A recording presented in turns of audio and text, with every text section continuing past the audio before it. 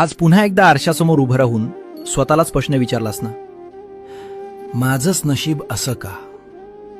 डोळे भरून आले होते तुझे, पण ते पाणी कुणाला दिसू नये म्हणून चेहऱ्यावर पुन्हा तेच खोटं हसू आणलंस आणि कामाला लागलास.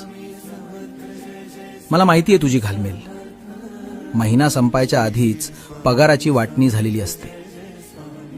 बँकेचे हप्ते, घराचं भाडं आणि यात तुझी स्वतःची स्वप्न, ती तर केव्हाच मनाच्या एका कोपऱ्यात गुंडाळून टाकलीयस.